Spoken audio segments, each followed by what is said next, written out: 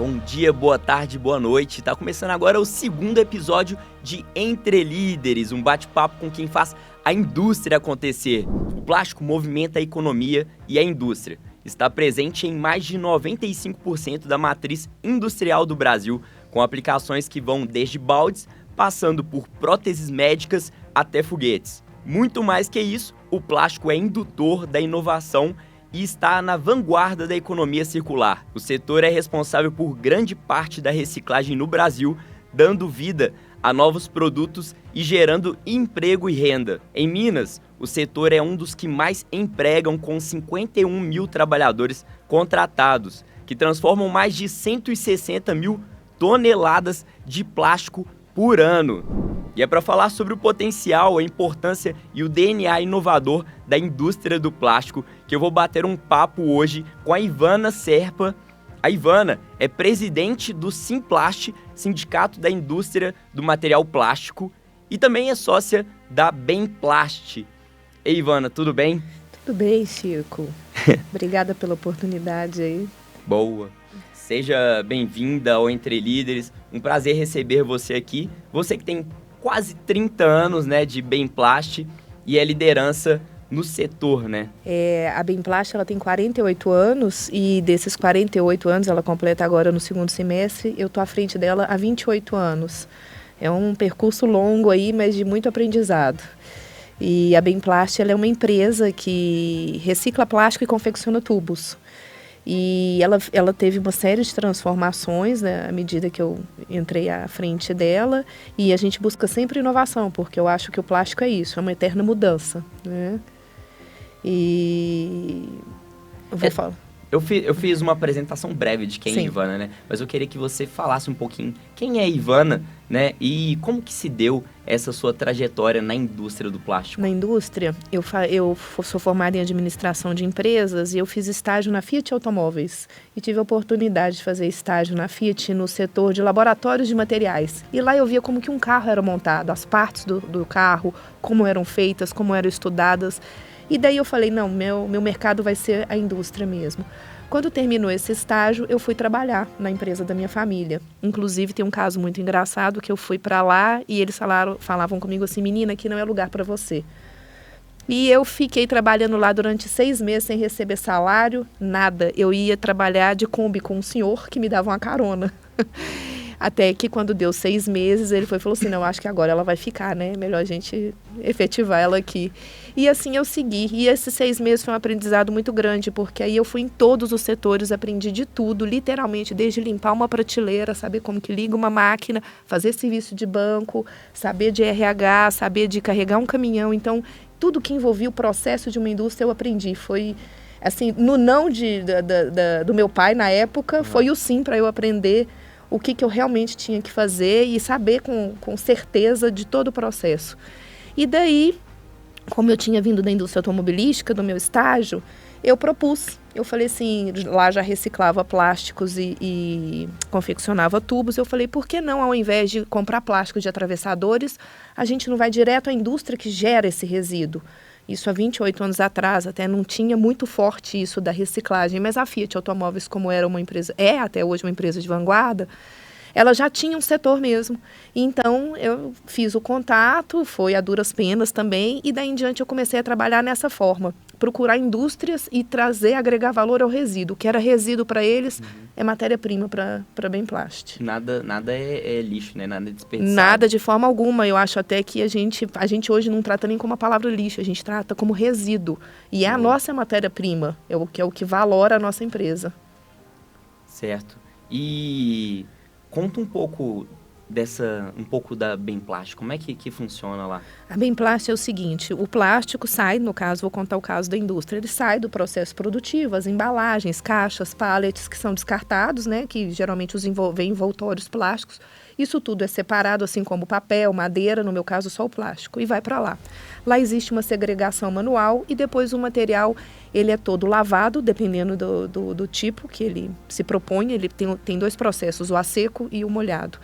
O material é destruído no sentido de desfigurado para ficar em partes menores, porque plástico vem do latim, tudo que pode ser moldado. O processo é só físico, mecânico. Ele é calor, molda e resfria. Então, você diminui a matéria de forma que ela vai ser submetida a calor, você já está numa pega ecológica aí, porque quanto menor a parte, menos energia você vai fazer para poder submeter esse processo, né? Porque você diminui a superfície. E esse material ele é todo derretido, filtrado e fica em pequenos grãozinhos, como se fossem grãozinhos de arroz, e depois ele entra no outro processo que é a mesma coisa, no caso da mangueira. Ele vai derreter, vai moldar numa matriz, em seguida vai ser resfriado e o produto está pronto. O processo basicamente é esse, desde uma mangueira até um para-choque de carro, até um painel, até um balde, ou como a gente falou aqui, um revestimento interno de avião. O processo sempre é o mesmo.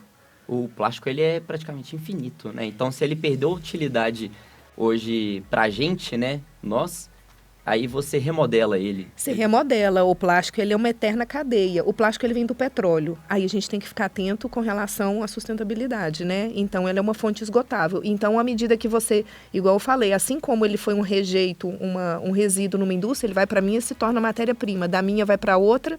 E quando o consumidor ou a outra indústria for descartar, se ele tiver essa consciência, ele retorna para o processo condutivo e assim infinitamente. É um ciclo contínuo.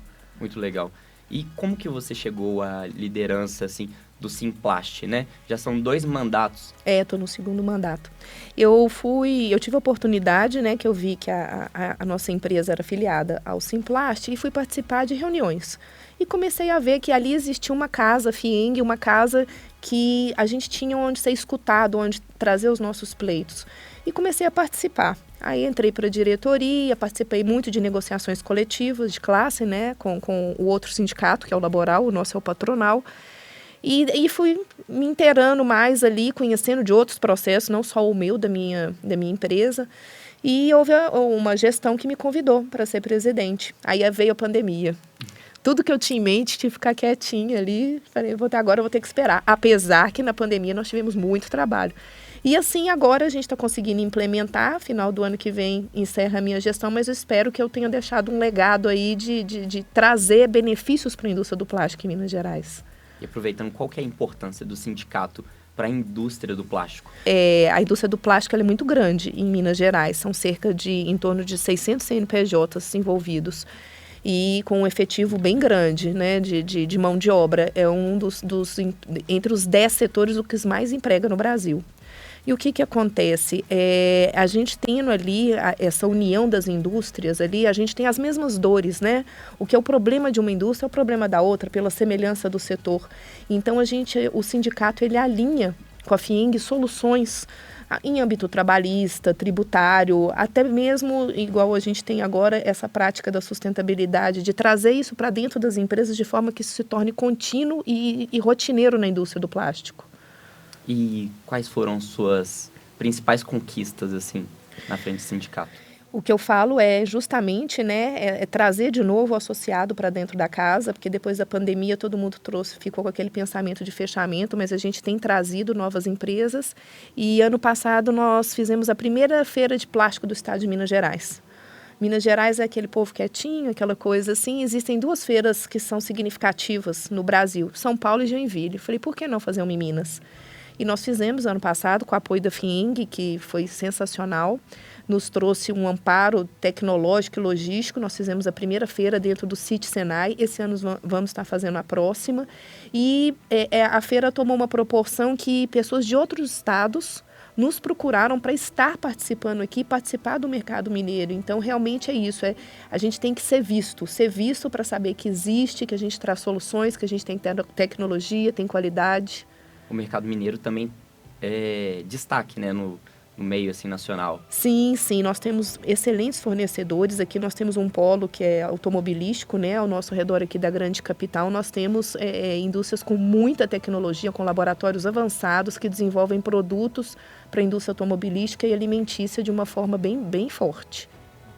Agora vamos para um assunto que eu tenho curiosidade, né, e acho que é um assunto que interessa também a maioria das pessoas, ainda mais aquelas que atuam na indústria do plástico. Quais as inovações do setor e por que o plástico é tão importante para a sustentabilidade? Vamos lá, eu falei que o plástico, ele é petróleo, é uma fonte esgotável. Então, sustentabilidade é produzir hoje respeitando a geração futura. A única forma que a gente vai conseguir isso, já que é uma fonte esgotável, é a gente reciclar. A FIENG lançou, em 2022, um projeto de economia circular. A minha empresa já faz há 48 anos, então isso fluiu de uma forma muito tranquila com a gente. E nós nos propusemos a participar desse programa. Várias empresas do estado de Minas ingressaram nesse programa, e a gente fez alinhamentos entre as empresas, que é justamente o que eu já fazia, que é trazer o resíduo dele como matéria-prima minha e entregar uma solução para aquela indústria de forma que isso retornasse. Então, essa sustentabilidade é isso, é promover um material, eu vou dar um exemplo aqui, o plástico ele não tem perna, ele não tem asa. Infelizmente, todo mundo acha que o plástico é o canudinho no nariz da tartaruga, e não é. Se eu falar com você que nós temos hoje, do universo de 25% do plástico é transformado no mundo, é para construção civil. Então, não é o plástico que vai lá no canudinho, né? Não é o plástico que vai na sacolinha. Esse representa, sim. Tanto que na pandemia nós trabalhamos muito para produzir e atender, porque os alimentos tinham que vir protegidos para garantir a asepsia. Surgiu uma demanda absurda de frascos, né, de recipientes para álcool gel, produtos de limpeza, que todo mundo ficou extremamente atento a esse aspecto de limpeza, né, de asepsia para o vírus não fluir. Então, o plástico entrou de uma forma porque o plástico confere essa barreira mecânica de uma forma segura. Então, essa evolução que a gente consegue trazer da sustentabilidade, que você vai ter um uso consciente e um descarte inteligente, de forma que isso vai circular e vai voltar de novo em forma de produto, gerando renda, gerando emprego, gerando oportunidades. A questão não é o canudinho na tartaruga, de né? forma alguma. É trabalhar o retorno, né, é dar informação segura para o cidadão, para o próprio industrial, que existem processos, o produto da indústria ele não morre ali, ele tem uma cadeia subsequente e que gera emprego e renda. É isso, né? Tem esse outro lado, né? O plástico é importante para o emprego e renda, né? Sim. Transformação de vida da população, né? Em determinada ocasião, uma mocinha foi propor em uma audiência banir o plástico da cidade dela. E o juiz, eu até falei, me espantou a atitude do juiz, o conhecimento dele, ele deixou ela dar os argumentos que o plástico polui, o plástico vai para isso, para aquilo, aquilo outro, tudo era fruto de atitudes erradas do ser humano. E ele falou perfeitamente, nós vamos começar assim, pode tirar os seus óculos, deixa o seu celular e deixa o seu sapato, já vamos começar aqui agora. Então ele deu um choque de informação para ela, mas foi necessário isso para ela entender que o plástico não é o uso imediato. Entendeu? Ele está na nossa casa, está na construção civil, está na nossa linha branca. Os automóveis são mais econômicos hoje porque são mais leves. Entendeu? Um avião consegue voar porque ele tem componentes plásticos. Eu estava lendo sobre a Bemplast e ela é referência em práticas verdes e sustentáveis, né? Já são vários cases de sucesso, certo? Você consegue comentar um pouco? Eu vou comentar um aqui da Novo Nordisk, que é aquela empresa que está no norte de Montes Claros. Ela é dinamarquesa. E ela produz aquelas canetinhas para controle de diabetes, dentre outros medicamentos. Mas o básico delas são sempre aquelas canetinhas. As canetinhas são 100% plástico, exceto a agulhinha, né? E o componente que vem químico dentro, que é a medicina. E ela precisa ser reciclada, é um volume absurdo. E nós fizemos um projeto com eles, que esses componentes plásticos vão para a nossa indústria. Nós transformamos, né, em componente plástico novamente, de forma que ele pode transformar.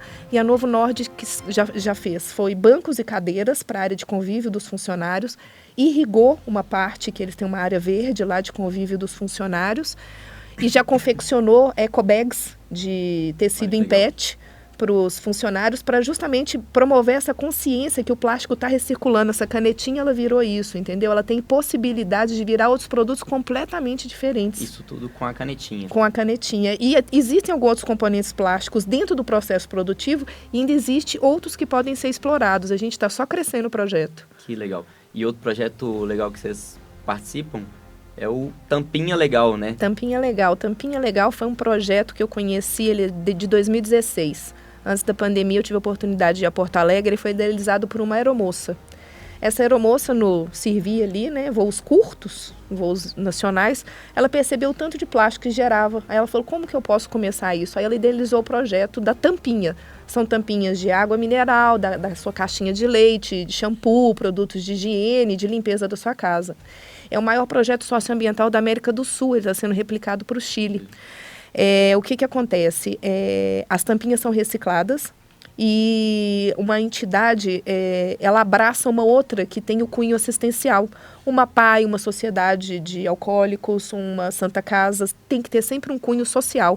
E a venda dessas tampinhas, que são recicladores credenciados, inclusive a Bemplast é uma delas aqui em Minas Gerais, ela reverte para essa instituição. Então compram-se cadeiras de rodas ou a necessidade que a entidade assistencial precisar. É sensacional o programa. Muito legal. Ivana, você como empresária e liderança sindical, como que você enxerga o futuro da indústria do plástico? Eu acho que a indústria do plástico ela é infinita. Infinita porque eu acho que a gente não vai conseguir viver sem um implemento que traz tanta segurança, né, mobilidade e versatilidade na vida moderna. O que precisa estar bem arraigado nas empresas é esse sentimento da sustentabilidade, de promover essa circularidade de forma que volte em forma de emprego e renda através da reciclagem, da economia circular. O petróleo, ele é finito, mas o plástico não. Acaba que fica e a gente pode remodelar ele. De várias formas, infinitas vezes. A gente está chegando quase no fim do bate-papo, mas antes eu queria que você desse as principais dicas, assim, né, para quem atua no setor hoje. Existem empresas muito antigas, existem novas chegando no mercado. Eu acho que hoje o empresário ele precisa ter um olhar muito atento da parte externa, que são as oportunidades, e da concorrência, e da parte interna dos seus custos, do seu funcionário. Hoje é muito importante você valorizar o seu funcionário, de forma que ele seja fiel à sua empresa, que ele enxergue valor em estar ali com você. Então é isso, é ter esse olhar dos dois lados, o externo do mercado e o interno do processo, para poder trazer produtos de qualidade. Boa. Ivana, muito obrigado aqui pela sua presença. Eu que agradeço a oportunidade, espero que as informações, igual eu falei, a informação é muito importante chegar de forma segura e eu acho que aqui esse canal de vocês é sensacional. Sucesso para você, para toda essa indústria tão importante que é a indústria do plástico, né? E esse foi o segundo episódio de Entre Líderes, com Ivana Serpa, presidente do Simplast e sócia da Bemplast. Ela contou um pouco da sua história inspiradora como empresária, liderança empresarial, além de compartilhar as principais tendências de um setor que é tão importante para a indústria e para o planeta. Então é isso. Não deixe de acompanhar as redes sociais e os canais da FIENG, que em breve teremos mais episódios de Entre Líderes.